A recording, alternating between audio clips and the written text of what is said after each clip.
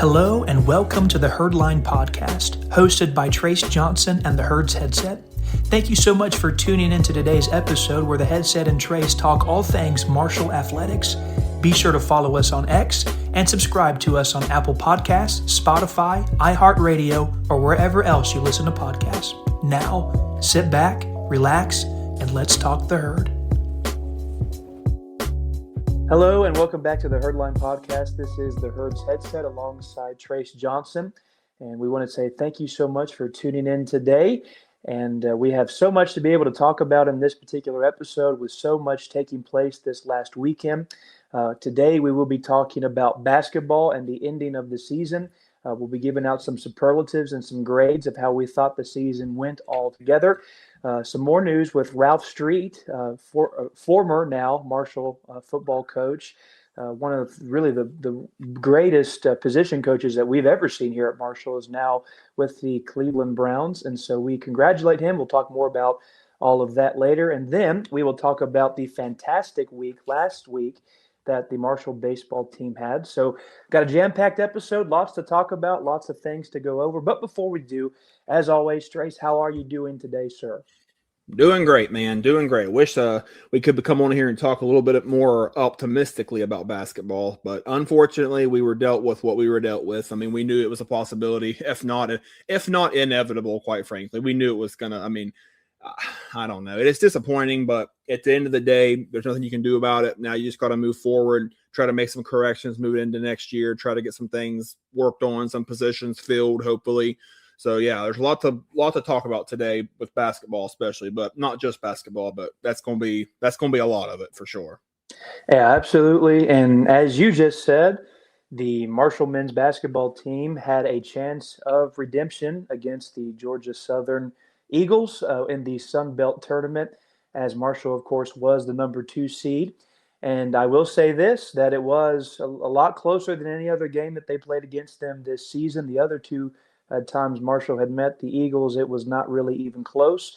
But it was pretty tight for the entire game.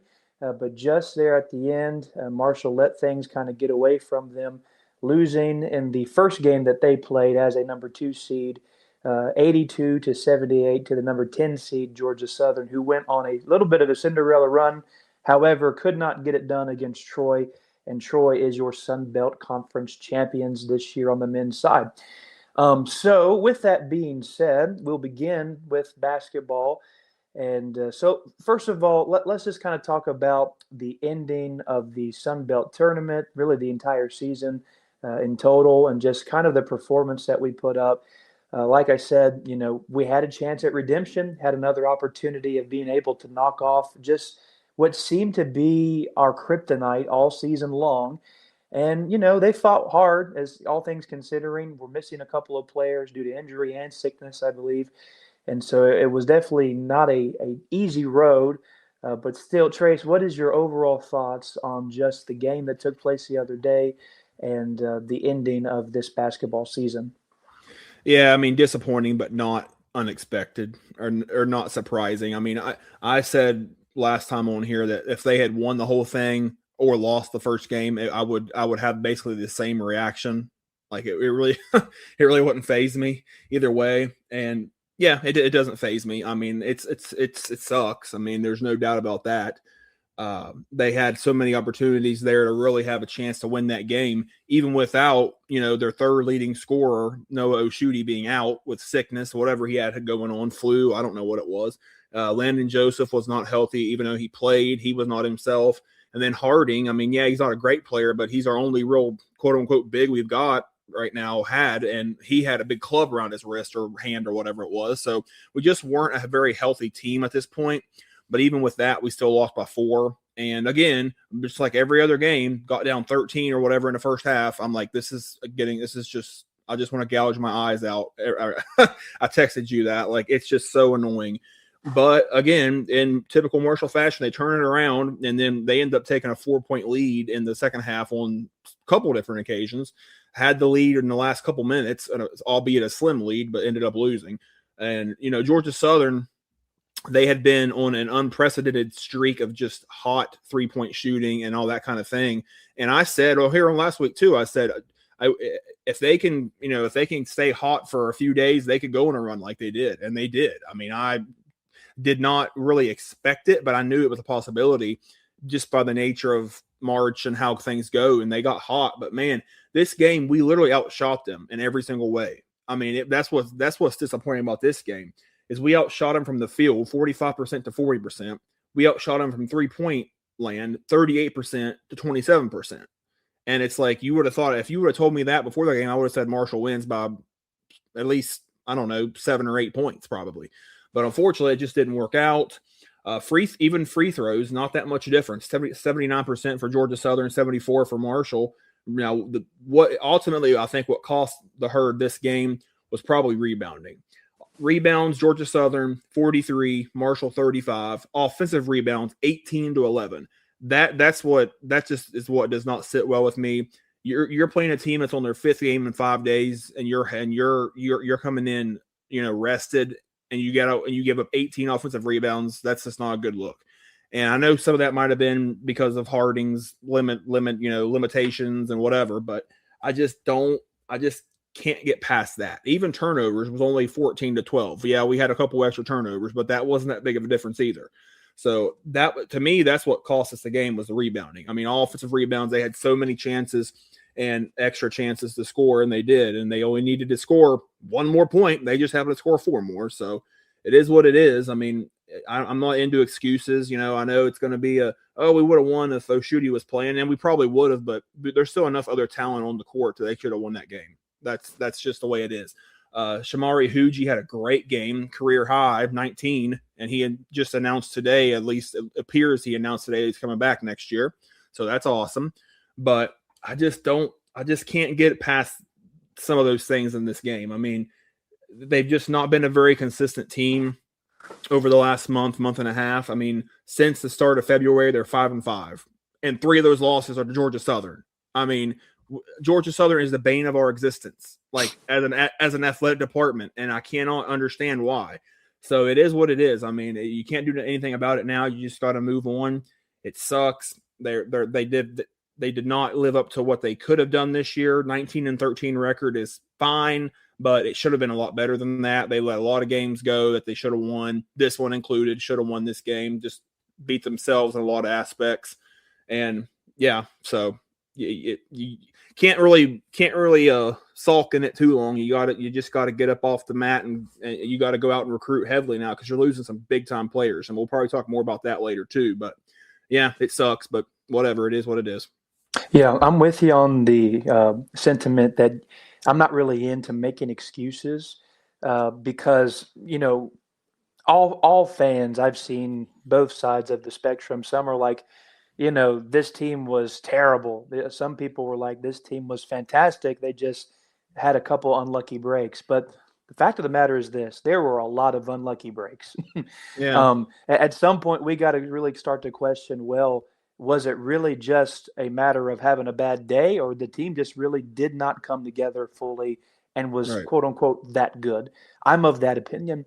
The team just did not ever kind of catch their groove, find their, position as to just, we're going to operate this way the remainder of the season, and lots of inconsistency. And we've talked about this before, and I really believe with all my heart, the team itself looked better to me at the start of the season than they did the end of the season. And whenever that happens, then it really just boils down to one thing, and that is coaching, developing players, and different things along those lines. I hate to say that in some regards, because in other regards too, there was unlucky breaks. I mean, there was Van Komen going down with an injury. There was flu and sicknesses and all sorts of different things that just randomly hit. So it's hard to say that in one regard, but that the second, on second thought too, it's the next man up. Right. All these guys are on this team, and they have a full ride scholarship to play basketball at Marshall. That means that there's talent. That means that they're good players overall. And so that means that they should be getting coached up to be prepared just in case something does take place, something does go awry, and they're able to fill in those blanks. But Disappointing season. I know that sounds so strange. We finished second in the conference. We're in a fantastic position to make it to the March Madness tournament. But at the end of the day, as a fan, I am disappointed because a lot of games were left on the table that we should have won. A lot of mistakes were made, and I put it on social media just the other night that I really don't know where they go from here. It could go either way because, like you said, we're going to be missing some very key players next season, big time guys, just Jalen Spear and Wyatt Fricks, just to name your top two players really on the Yeah. team. They're gone. They're no longer coming back. Matt Van Komen is no longer there to be your big man. That's 3 out of your 5 starters right there, just completely gone. We'll see what happens in the transfer portal and different things like that too. But it's a very strange position. I don't know what to expect next year. I don't have any expectation of next year. Even if we go out and we sign, everybody looks good out of the transfer portal because Yeah. everybody puts your best stats on there. Everybody is a 3-star just about. So, there's not a whole lot of just, differentiation that I can make up in my mind. So I don't know what happens to Marshall basketball moving forward, and I don't like that. I really do wish that we could be more optimistic, more happy, more excited, but this is just where we're at. So it's very, very difficult, I guess, to find anything super duper positive at this time. Yeah. But with that being said, let's try and find it anyway. Because we've got some superlatives to be able to try and hand out. We did this back in football season. We're going to do it now in basketball as well. And so we're going to go down the line here about talking with who our MVP of the team was this last year, our defensive MVP, our breakout player, the best play of the season, and the best win overall. So let's go ahead and begin with our MVP, the guy that just made the most difference. We'll start with you, Trace. Who was your MVP of this last basketball season? Yeah, I separated it as offensive and defensive MVP, but you can just do it however you want. It doesn't matter. But my offensive MVP, I went with, well, it was going to be down to 2 guys. Inevitably, it was going to be down to 2 guys. But I went with Wyatt Fricks because he had a year that he had, quite frankly, it's been building, and he finally reached like his fullest peak as a player. And he's a 5-year player, which is just rare enough in its own right nowadays. And him coming on this year, and each year just gradually getting more playing time, gradually making more of an impact. And then this year he goes from gradual increases to first team all conference. I mean, it was a really, really good year for him. 15.7 points per game, which was tied for the most on the team. Him and Spear ended up being both tied for the most in points per game for the team. 5.7 rebounds a game, 1.5 blocks per game, which is actually a pretty big deal because, of course, they missed Van Komen a lot of the year towards the end. So they needed somebody that could swat some shots, and Fricks was pretty solid at that. 55.2% field goal percentage. I mean, that's very efficient when you're making over 55% of your shots. 34.7% from 3. That's not bad either for a guy his size. And like I said, first team all Sun Belt. I mean, then in that last month of the year, he made some absolutely huge plays, big games he's had. And it was great to see him. It was great to see him stick it out. And, he's like a model of what you could be if you actually like stay with your team longer than a year. He's like a model of what you could be. And like, that's kind of what college is all about. College sports is all about, fighting through adversity and all that kind of thing, and just like continuing to get better and work at your craft. And like, he's a prime example of that. So you could have went with Jalen Spear for that too, but I think Fricks, and the other reason I went with Fricks is because he was more efficient. Spear's like field goal percentages and everything were quite a bit lower than Fricks's. Now he probably took more shots because he had to, but I just went with Wyatt Fricks. I think he had a great year, well-deserved first team all Sun Belt performer. So that's my offensive MVP. Yeah, and you said it. It's really just down to 2 guys. It's either Wyatt Fricks or it's Jalen Spear. I went with Jalen Spear just because of the fact he was the quarterback of the entire team, and whenever he was off of the court, you noticed it. The team just didn't gel as well. They didn't move the ball as well. Yeah. He was definitely your guy that kind of facilitated everything around the floor. Like you said, him and Fricks both finished with the same amount of points per game. Very, very cool. Kind of a weird stat, but very cool Yeah. nevertheless. Lower percentage, field goal percentage. I think got from range, and so that's not the greatest, but it is what it is. Like you said, he did take more shots, more perimeter shots, and more difficult shots just because of his size. I really like, 5.5 assists per game. Like I said, he is your main facilitator. He is the one making passes, making things go. And defensively, he was very, very good as well. I don't think that he gets a ton of credit for his defensive, but he did lead the team in steals, and so he had a fantastic year. So he would be my offensive MVP and really also my team MVP. I think that he was the most valuable player on the floor night in and night out, just my opinion. But like you said, either one of those guys, you could just put up on that same position as the offensive MVP, no problem. But so that's our offensive MVPs. Let's go ahead and let's talk about our defensive MVPs. And quite honestly, looking at numbers and seeing everything, it's kind of difficult to find somebody that you could say is like the most valuable, I guess. But so I'm curious to hear your thoughts on this. So give me your defensive MVP. Yeah, it's funny because you said it's hard to find the guy that's the most valuable. My guy is the most valuable because of the time he was off the court.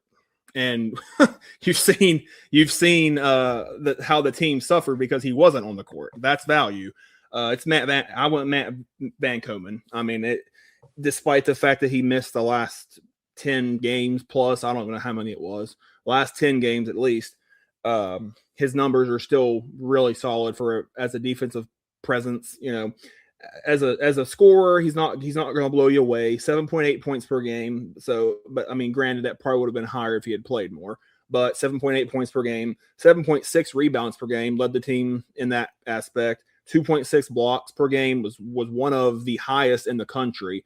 It probably still is. I actually did not look that up, but he was one of the top shot blockers in the country. That just is such value to a team because, like I said, we've seen what they have behind him, and they just don't have anybody that's even close to that level of defensive prowess. They just don't. So even with him missing a lot of this year, and even with him missing the biggest chunk of the year, like the most important time of the year, the last month to month and a half, that's still my defensive MVP because there's not anybody else that remotely comes close to that level of importance on the defensive side of the ball. That's just it. So that's my defensive MVP. I wish we could have seen what he had been fully healthy. Wish we could have seen how it would have helped the team. Unfortunately, we'll never know. Yep, great pick. That's mine as well. My defensive MVP is Matt Van Komen too, and I'm not happy about that, quite frankly, for a number of reasons. Like you said, he missed like 10 or so games. That's obviously not good if he's still considered your best player on the defensive side of the ball. But even if he did play all of the remainder of the season, other than shot blocking, he didn't bring a whole lot more. He was just a physical presence down low because of just how tall he was. Right. That's showing us how poorly that we played on defense all season long. Like I said a second ago, Jalen Spear was a decent defender. He's not bad by any means, but I wouldn't really ever consider him great either. He wasn't a Jared West type where he was small in size, but man, he was scrappy and he got in there and made some plays, made steals, very contested shots, different things like that. So I'm not happy to say that it's Matt Van Komen as far as the defensive MVP. However, it is the reality. He was the most valuable, and we definitely did see that with just the amount of points that other teams frequently and consistently scored against us whenever he was out. So, yeah, that's a no-brainer to me. Matt Van Komen is your defensive MVP. I don't think there's much debate about that. This next category, too, I think there's not a whole lot of debate about this one either. I believe that we'll probably both have the same exact answer. Let's talk about our breakout player of the year. Trey, start us out. Yeah, I mean, it's funny because I think we're going to have the same answer, but you also could have went with probably multiple different guys here, just because we had a lot of new faces this year, and a lot of new players that we had no previous knowledge of, and they all were solid. But the guy I went with just happens to be probably hopefully the future of the program, Landon Joseph. I mean, as a freshman, other guys came in as like seniors and upperclassmen and stuff, and they had solid years. But I think what he did as a freshman really caught everybody off guard, especially towards the end of the year. I mean, when they were in desperate need of somebody to pick them up, dealing with losses, injuries, and inconsistencies and stuff. I mean, he really picked them up at a lot of times this year. His numbers don't necessarily jump off the page at you just because he started out not playing like a ton of time earlier in the year. But man, if you had broken him down from the first half of the year to the second half of the year, they're a huge difference, put it that way. But overall in the year, 7.9 points per game, so basically 8 a game, 2.5 rebounds per game, 2.1 assists per game, 1.2 steals per game, which is actually the most on the team on a per game basis, which I thought was pretty impressive. 48.6% field goal percentage, 41.3 from three. I mean, that's really solid shooting numbers, and just had some absolutely massive games. I mean, who could ever forget that game he had in Boone against App State? I mean, that was probably one of the best games we've probably seen from a Marshall player in a long time, and he was a freshman. He is a freshman, so that was awesome to see. He really, hopefully, he doesn't decide to leave and all this other stuff. Hopefully we can lock him down, because he's a building block for the future of the program for sure. And we saw a lot of what he could do. Yeah, he was still a freshman, still had some freshman mistakes and some turnovers and some boneheaded plays here and there. We've seen that too, but his upside is extremely high. And we saw exactly what he can do in a moment when he's called upon, like when he can take over a game. And that's just going to keep getting better and better and better, I think. And like he's got all the potential in the world to be a first team all conference MVP type player. Like he's got that kind of ability. So hopefully we can lock him in for the future, but that's definitely my breakout player of the year. Yep. Like I said, we got the same answer. Landon Joseph is your breakout player of the season. And quite honestly, he may, if there was a category for breakout player, not just like newcomer, but breakout player, I think Landon Joseph would qualify for the entire Sun Belt Conference, right? Because nobody came on the scene like he did. No. Like you said, at the start of the season, didn't play a whole lot, got minutes here and there. Every time he was in, I mean, he made a little bit of a difference and had some decent little games. But whenever he started to get some, actual good minutes, good playing time, he definitely made his mark, and he's got that it factor. He's that player that Marshall's been missing for the last few seasons, and he is somebody that you really can build the entire team around. So, like you said, I hope that we're able to lock him down, keep him in Huntington, and if so, the future does look a whole lot better than it would otherwise, because we just need that one guy that we can really build around. That's what we were missing more than anything this last year. So he by far is your breakout player of the year. All right, let's talk about the best play of the season. This one was hard for me, kind of, and in some degree. It was hard and it was easy at the same time, because there wasn't a ton of things that I can look back on the year and say, man, I really remember that. Right. But there was one play and one game that we're probably going to talk about simultaneously here in just a second that caught my eye. I'm interested to see if it caught yours as well. So we'll start with you again, Trace. What was your best play of the season? Yeah, play of the year has always been one, even in past years when I've done certain things, like thinking of superlatives for different seasons. Play of the year has always been one I've kind of been more unsure about, because on one hand, it could be what's like the flashiest, like just single moment kind of play, like a crazy dunk or something, or what's the most impactful play. Like you always got to kind of weigh that out. And I would say my play of the year is kind of catered more towards impact more than like the flashiness of it. And it's Landon Joseph again. It is his go-ahead jumper late at App State. He had already been on a tear at that point anyways, but this was within the last 10 seconds of the game. 15 to 17 foot leaning jumper, guy right in his face, gave Marshall the lead after it was tied. That was just I mean, that just capped off just a masterpiece of a performance, quite frankly. And that was a massive win for the Herd, beating App State 94-93 at that point, because that really gave them confidence and it really gave them hope to finish up there in the top 1 or 2 seeds. And, that was huge for them. And his performance in that second half especially was just amazing. I mean, he had 18 points in the second half alone, 24 for the game overall, on like 9 of 13 from the field. I mean, he was just so good, so unstoppable. They had no answer for him whatsoever. He was in the zone. I mean, it was something special to watch. So it's not the most flashy play. I mean, heck, Noah Oshudi's dunk against Georgia Southern at home last week was probably a better play than that, like based on flashiness. But I think that this jumper from Joseph that got him the lead there against App State's the most impactful. And so that's the one I remember more than pretty much anything. So that's the one I went with right there. Yep. Same exact thing over here as well.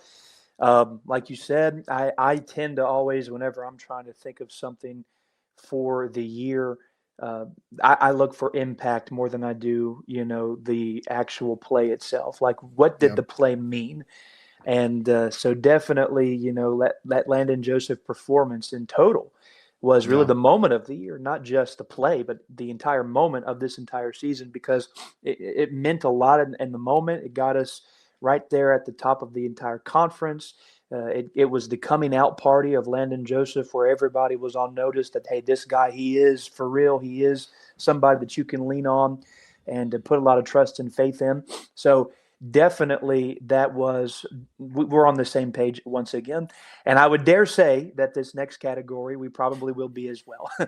Because again, whenever you look at a season like Marshall just had, where there's not a lot to choose from, it is what it is. So our final category here was the best win of the season. So once again, Trace, we'll start with you, but I think I may already know what it is. Yeah, I think you pretty much got it nailed down. 94-93 win over App State in Boone on February 19th. Yeah, I mean, they did have some solid wins, especially in conference. They beat South Alabama at home, beat Arkansas State on the road. That was a good win. Beat several different teams, I mean, that were upper echelon teams, but that's the one that I think everybody's going to remember more than any other one, because it was just such a dramatic, just exciting, kind of throwback Marshall basketball game. Like, that's kind of what it was. And man, to win in the fashion that we won, with all that drama and all the unknown, and being on the edge of your seat and all that kind of stuff, it was something special.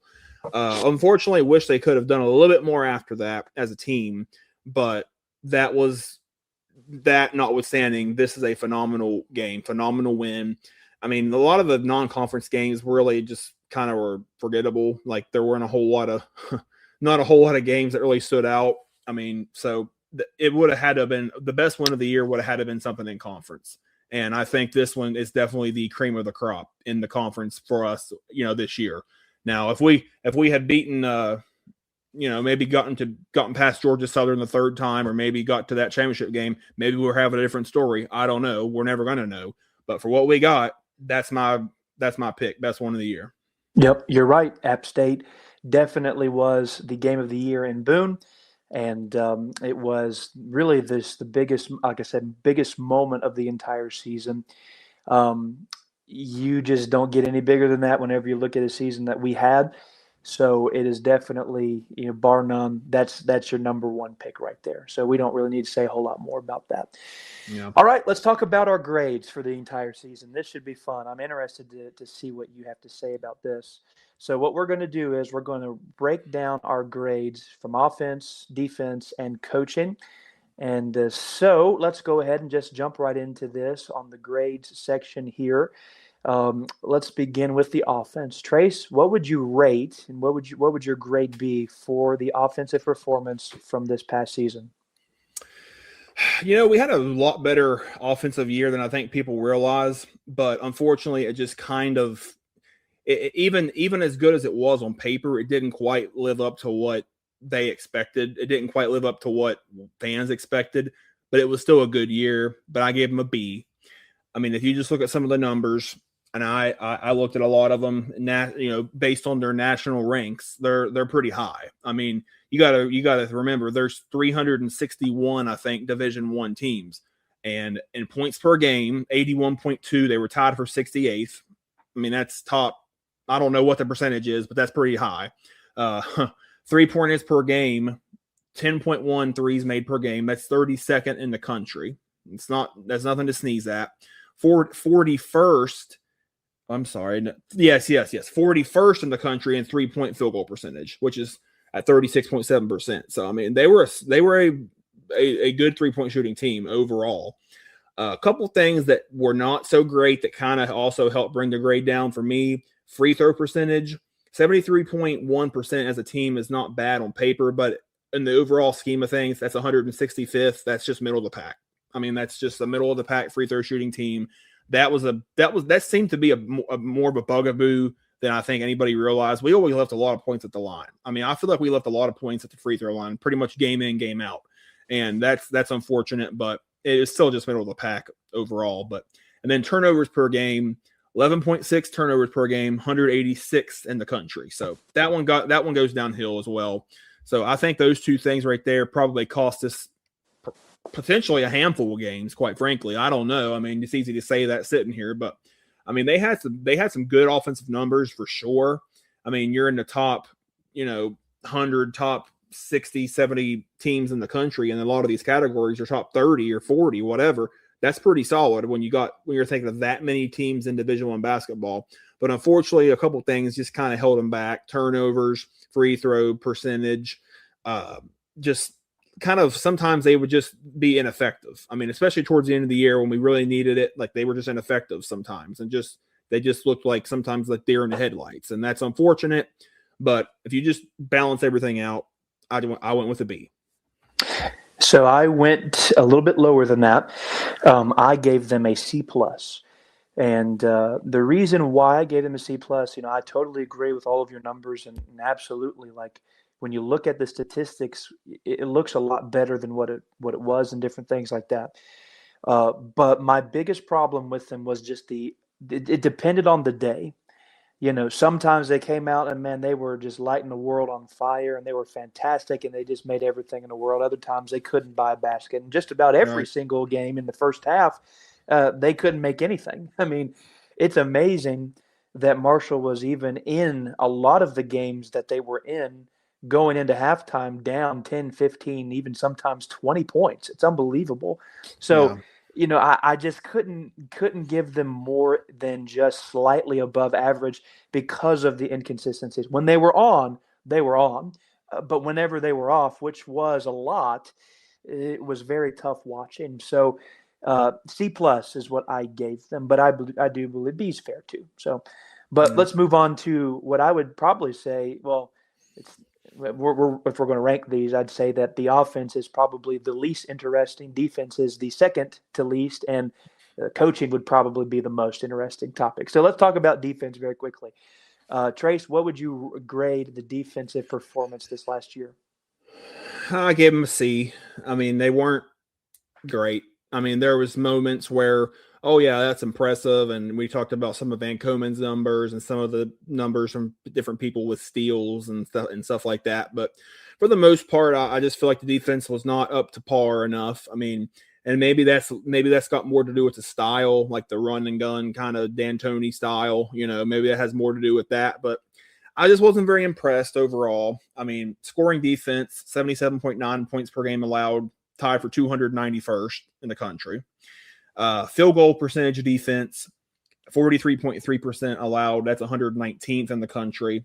Fouls per game, and I know this isn't all on the defense, but this one right here, this one right here really stands out to me because a lot of the fouls were because of the defense. They gave up 20.1 fouls per game, which is 349th in the country in fouls per game. That was a huge, glaring issue all year long. They fouled way too much, and there was no reason for it. They never even played that much press or that much, zone or there was no need to foul as much as they did. And I know that's not all on the defense. I know some of that's offensive, obviously, but I would say the bulk of that is because of the defense. And that was a huge issue, putting teams at the line and those teams going down hitting 20, 25 free throws a game. That was an issue. So that was huge, in my opinion. 3-point defense or 3-point percentage defense, they gave up 33.7% from the 3-point line as a team, 173rd in the country. So all these numbers that they have are middle of the pack or way worse than middle of the pack. So it just was not a great defensive year. And maybe it would have been, I know we've talked about this a billion times, but maybe if Matt Van Komen was healthy the whole time, maybe the defensive grade might have sniffed up closer to a B minus. Who knows? That could have been a huge difference, put it that way, on the season result. But we're never going to know, and all we know is based on what we saw. And there was a lot of issues there defensively, and that's going to go in. That's going to help. That's going to help set the overall grade later on too. So I went with a C. Right. So I would go with just slightly below that. C minus is what I gave the defense this year. You said it all: trouble rebounding, perimeter pressure, foul trouble, and just letting guys drive the lane very, consistently on them.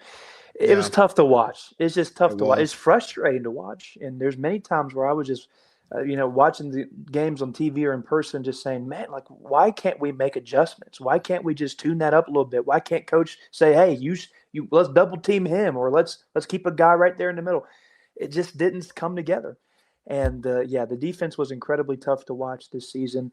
And when I mean tough, I'm not saying that there was an overall just lack of talent and ability. It was more or less they were not put in the right positions. And so that's why it was tough to watch. It could have been and should have been better, but it just wasn't.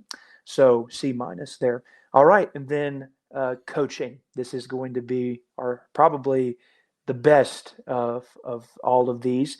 What would you rank the coaching staff for this past season? Yeah, I mean, I'm kind of torn a little bit because, and I'll pretty much make a case either way. But I went with a B minus. I just think that there was a lot of good, but there's a lot of not so good. I mean, you gotta take into consideration a few things. You gotta take into consideration the fact that they did lose quite a bit of talent from last year. That's going to be every year now. That's just the way it is. But they did have to rebuild a large portion of the team. Did a pretty solid job of doing so, because a lot of these guys that we've talked about ad nauseum this year were not on the team last year. So we really did rebuild the team pretty well. Got to give Corny and everybody credit for that. They didn't have necessarily the toughest non-conference schedule. I mean, Virginia was very difficult, but outside of that, it wasn't like a huge amount of like all-time or great teams and all that kind of stuff. So they kind of didn't have the toughest non-conference schedule, so that probably resulted in a lot more wins than if they would have played more tougher teams. I don't know. But just a lot of the decisions, a lot of the in-game things that I know people talked about, and I don't understand why we're doing this. I don't understand why this guy's not in more. I don't a lot of those things are that's all hindsight, but I think a lot of that could have been better. They could have made better in-game adjustments, could have stayed more competitive in certain games, probably had a chances to win certain games. And they had some injury issues. I mean, you gotta, you can't overstate that, but at the same time, you got to have a team in place to where if you lose one guy, it's not a catastrophe. Like you got to have enough guys in behind, next man up. Like you said, they're all on scholarship. So yeah, we didn't have Van Komen, especially, just talking about this last Georgia Southern game. We didn't have him, didn't have O'Shooty, and then Joseph was sick and all this other stuff. But Georgia Southern was on their 5th game in 5 days. So they weren't 100% either. They had played a crap ton of minutes. So you can't just automatically say, oh, we would. Like it goes both ways. Both teams have the same kind of issues going on in different ways. So we should have been better than we were this year. 19-13 it's not a bad year at all, obviously, but really 19 wins should have been more like 23-24, in my opinion. I mean, it should have been that, but it wasn't. And, that's ultimately going to be an indictment on the coach. And, I think, but you got to look at it like this. I mean, in 2 years as the head coach, I mean, he's got 39 wins. So, I mean, that's not like he's done a crappy job. It's just they haven't last year I didn't expect them to reach a new level. I didn't, but this year I expected them to be at a different level, and because of how the season was progressing and how we were in contention and how the Sun Belt was so just outrageously unpredictable, but we just ultimately fell flat on our face to end the year, and that's a bad sign. And if we can't do it with the Sun Belt being as crazy as it was this year, it's going to be even harder next year with a lot more unknowns. So I went with a B minus. You could say a lot of different grades, but that seems to be the one that sticks in my craw a little bit more. Anyways. Yeah, I went with a C because I truly do believe that the coaching performance was average. And I want to backtrack to something that you just said a moment ago. So a year ago, 19 wins would have been great. 20 Right. wins were fantastic. I mean, yeah, wow, I can't believe new coach, brand new, and has new guys coming in doing all sorts of different things. And so, yeah, fantastic, wonderful. But here I am today, and I just say it's average because that's in my mind where Marshall basketball is at this time. They're just average. Yeah. We came into the Sun Belt, I believe the first year that we were here, they won 22, 23 games overall, won the 24. really 24, right? So one of my favorite Marshall basketball teams of all time. You know, it's fantastic. We were primed and ready to really take over this conference in basketball because we've had this conversation before. It is a weaker conference for basketball. I truly do believe that the Conference USA conference that Marshall was in was a stronger basketball conference than the Sun Belt is right now. So, you know, we came into a weaker conference with a fantastic team and had all the momentum in the world, and we have just not capitalized. We have 0 conference championships, 0 regular season championships, and looking throughout the last couple of seasons, there's not a ton of really big games that we can look back to and say, yeah, that's a fantastic win. We really got momentum there. Right. And that, to me, boils down to coaching, and especially this season, because like you know, I do want to give Corny some credit. He did take a almost brand new team and only had a couple of guys returning. That's tough. That's never going to be easy to win games along those lines. But at the same time, you know, the expectation was you came in, you won 20 games. All right, take us to the next level. Because Right. for the very same type of results that we are seeing right now, Marshall let the other basketball coach, Dan D'Antoni, walk away. Right? They Right. fired him in essence. They didn't technically fire him, but they said, "Hey, you're either walking or you're fired." And so he decided to walk. And so at some point, you know, we've got to really start to ask the question of when is this thing going to get turned around? You know, when are we going to take that next step? When is something going to really just break through and we're going to see something that, you know, we've not seen in a long, long time?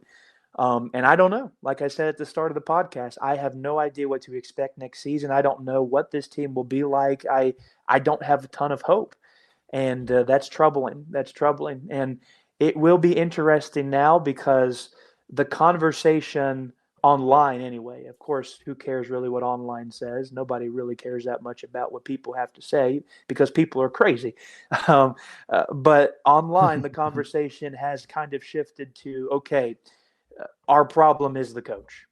And they look back to the fact, well, they fired D'Antoni and they decided to hire his assistant. So that is going to be a talking point now for this next season. Go ahead and mark that down. There's going to be people that are going to call for his head every single time that Marshall has a bad game or they underperform or whatever. So I wish that they would have been able to at least win that Georgia Southern game and get to another 20-win season. That way, those talks would be relieved. However, it didn't happen that way. And so now looking into next year, I'm not surprised. I won't be shocked one bit to see that narrative kind of play over and over and over again of, well, you know, maybe Corney's just not the guy. I don't know yet. In all honesty, I really don't know yet. No. He's had 2 seasons. He's had to rebuild twice, basically, and it's looking like he may have to do it a third time. So I don't know if I can properly kind of grade his overall tenure so far accurately. But at the same time, just the way college basketball and college sports are, he's going to have to find a way to win with a rebuilt team, or he's not going to last very long. Just honest truth. So, uh, with that said, though, I give them a C for this season. And let me just go ahead and say this, or anybody listening saying, "Oh, it hurts," the headset just hates Corny. No, I don't hate Corny. All right, he's a great guy, great person, great ambassador for Mark. I mean, you don't find a whole lot of guys that are better than him. It's just that we're judging this on court performances, and that's just what that is. So Yeah. yeah, so that is our grades and superlatives, and kind of a little bit of a wrap up for this last basketball season. But with that said, we've got a couple more issues that we need to speak about here very quickly. And one of the major headlines this last week was the former defensive line coach here at Marshall that had been here from starting in 2021 all the way to this offseason. Ralph Street has made a giant leap with the new tenure of a coach in Cleveland for the Browns. He has now made his way up to the NFL level. And so we want to say, first and foremost, congratulations to Ralph Street. I'm sure that is a dream come true. Of course, whenever you get into coaching and you start this journey of, you're trying to make something of yourself, I'm sure that making it to the NFL in any capacity is just a goal. It's something that you desire to do, something you desire to achieve in your life. And so we want to congratulate him. And we also, I think it'd be a good thing if we honor him in the right way. Yeah. He quite frankly produced some of the best defensive linemen that we've seen in a long time. Of course, Mike Green is the standout, NFL second rounder, and that's fantastic. But other guys that we've seen, we think back to like heart and soul hustle players like Kobe Cumberlander, and then Tyquez Legg, and all sorts of different guys that he was really able to coach up and get the most out of those guys. So we do say congratulations to Ralph Street. I do hate to see him go, but it is an exciting time for him nevertheless. So Trace, give us your thoughts on this move. Yeah, I said it was inevitable for sure. I mean, when you're that big of a rising star in the industry, like, and it was going to happen.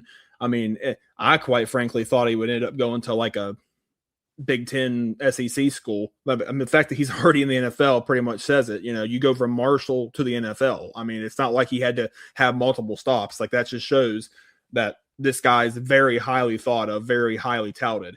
And yeah, I mean, you can't remotely say anything negative about it. I mean, it just makes perfect sense for him.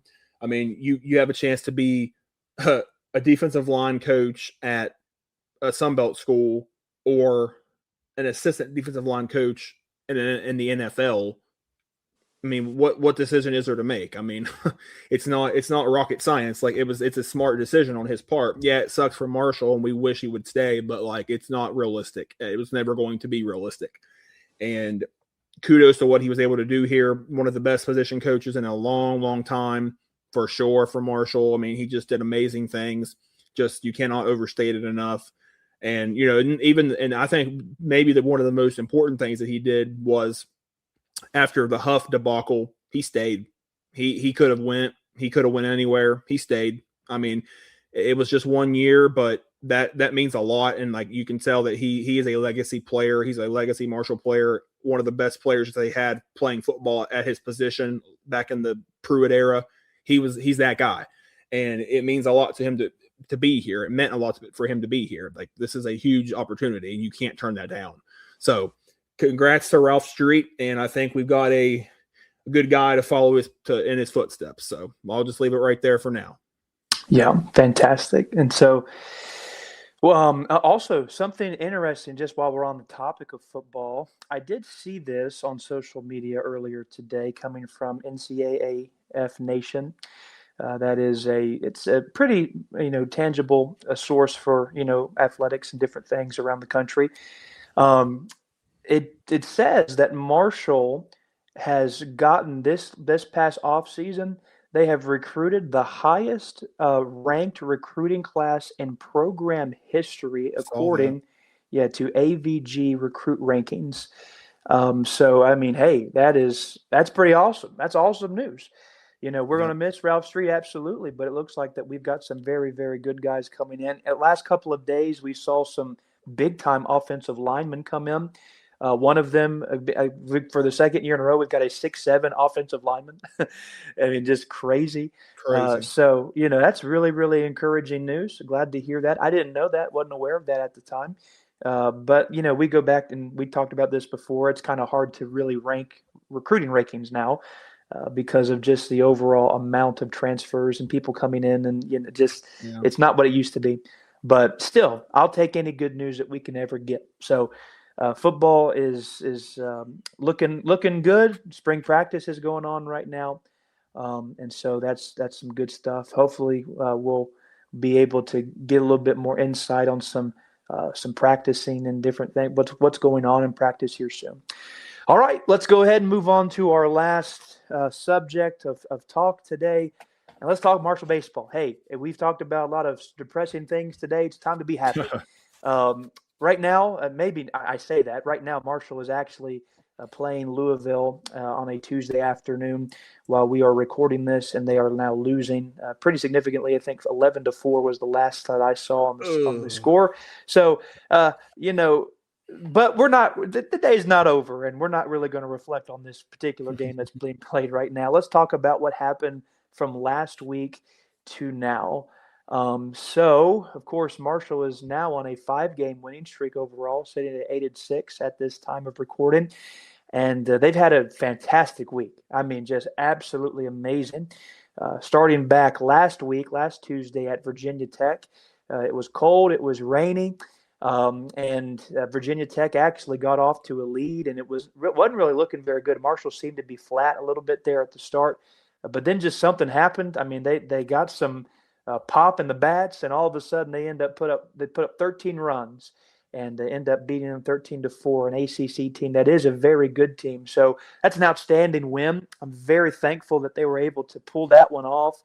And from that point on, man, just a lot of momentum. They would then come home and play a series against St. Bonaventure. I believe that's how you say that. You can correct me if I'm wrong later, but they were able to get the sweep on them. I've never heard of this team before in my entire life, and I do believe that they might be even considering dismantling the baseball program after Sunday performance that they put up. 25 runs Marshall had against them. Unbelievable. So they are on a tear right now. Again, playing Louisville at this time. And Louisville's a fantastic baseball program. They're always consistently in the top 25, it seems like. So, if they're able to make this game even close, I'm still happy. But it seems like baseball's rolling now. They found a little bit of a rhythm, and I'm happy about that. I'm ecstatic about that because they got off to that slow start. Looks like they've got things rolling. So, Trace, what do we think about this last week of baseball, and how do you see things? It was awesome. I mean, you got to look at it. I tweeted it. And if you just look at those 4 games from last week, they scored 54 runs in 4 games. I mean, that just doesn't happen that often. I mean, granted, 25 of them are in 1 game, which is mind blowing, but 54 runs in 4 games. I mean, you got 13 runs against Virginia Tech, an ACC school. So, I mean, it was awesome to see. And obviously when you're scoring that many runs, the pitching is not going to be leaned on as heavily. So, like, we were able to, 54 runs off we scored offensively, but then only gave up 11 out of all those 4 games. So, I mean, that's not even 3 runs a game allowed. So, like, the pitching has gotten better. The bats, sure. I mean, we've never really questioned those. I mean, there's been a couple games this year where they haven't always been hot, but the bats, I think they're going to be a strong point all year long. If we can just get some of that reserve pitching and some of that caught up, which hopefully we're starting to get that, we're going to be in good shape. And like you said, it's important to get back over 500 on the year. I think that's important at this point. The 2 games against Louisville that they got right now, game 1 kind of looking kind of in question right now. Game 2 tomorrow at the time of this recording. Hopefully they can get one of those 2. That'd be great. And they got a lot to look forward to. A lot of exciting stuff going on. And the Jack's going to be rocking moving forward. We got, it's practically spring at this point. The weather's been beautiful. Hopefully it can stay that way, get some big crowds out there, just have a fun atmosphere for baseball, and to see this team go out and keep putting up some runs and hitting some dingers. You got to love it. Absolutely. And I will say this too, very disappointing last week too. We had scheduled randomly a random Yeah. game there on the Wednesday night against West Virginia, and that would have been a fun one. Just a 4 game series with them would just be fun. Obviously, a really cool thing. 2 games at the Jack. However, it did get canceled due to rain, so I Yeah. hate that. But with that said, like you mentioned a second ago, we've got the Louisville game happening right now. Again, tomorrow on that Wednesday, they'll finish up a small little 2 game series there at Louisville. Then they're back at the Jack on Friday, Saturday, and Sunday against an in-conference opponent with the Georgia State Panthers. And so, as you said, it's baseball season in full swing now. Basketball's over. Football's in the distant future. Where our focus now in Huntington is all on baseball. And so that's exciting stuff. I'm looking forward to seeing the crowds that will be coming to the Jack. I do believe that we'll have some fantastic crowds with weather permitting and different things.